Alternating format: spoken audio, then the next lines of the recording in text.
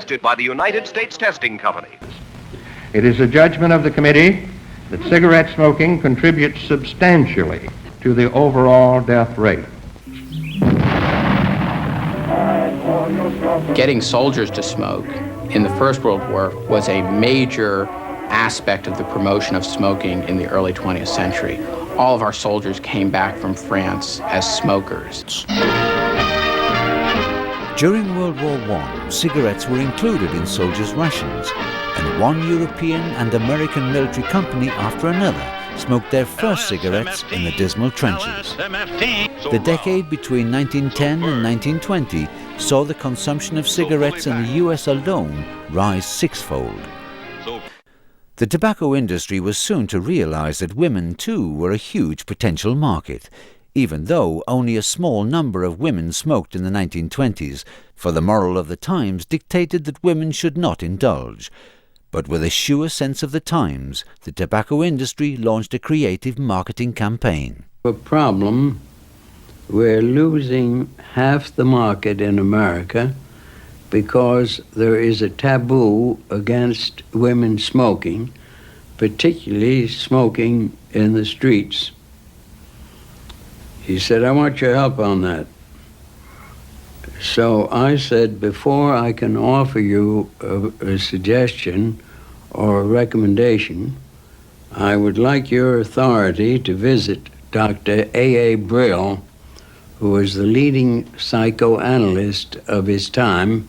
So I went to Dr. Brill and I said, can you tell me what cigarettes mean to women?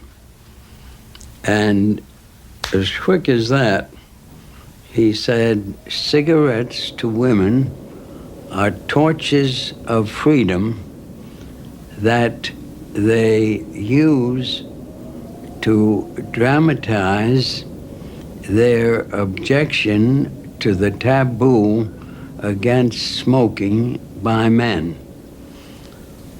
And then he added as an afterthought, and they titillate the erogenous zones of the lips.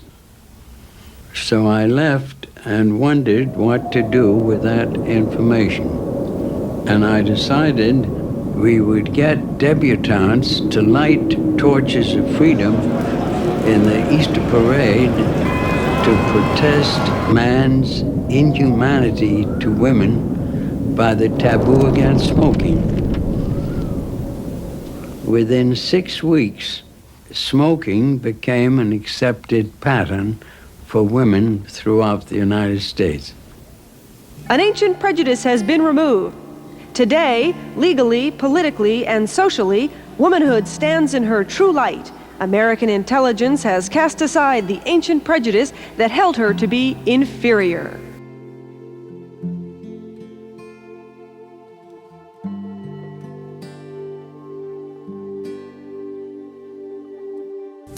Marketing to women is very clever. Before World War I, if a woman was seen smoking, it was a direct code for prostitution. Normal, God-fearing women simply didn't smoke. Now, beginning with the women's suffrage movement and with the sense of women's independence in the 20s, the companies began to sponsor learning sessions for women to teach them how to smoke and how to inhale and how to fashionably hold a cigarette. So by smoking, you're going to stick it to your husband or stick it to your father or whatever, and this is a sense of your freedom. In the 20s, they had this wonderful, I say in the sense that it brings wonderment, reach for a lucky instead of a sweet, directly looking at women's waistlines. If you don't smoke, you're going to eat more. And this is a common theme in advertising through the years, although there it was very clearly articulated. Now, beginning in the 30s and 40s, it became very fashionable, and women are often shown in very elegant poses, looking like movie stars, holding cigarettes in a very sophisticated way. When I asked my mother why she began smoking, it was the sophisticated thing to do.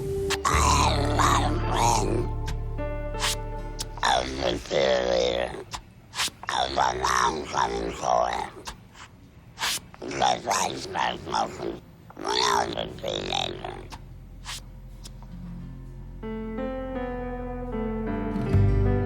can quit. For free help, visit cdc.gov/tips.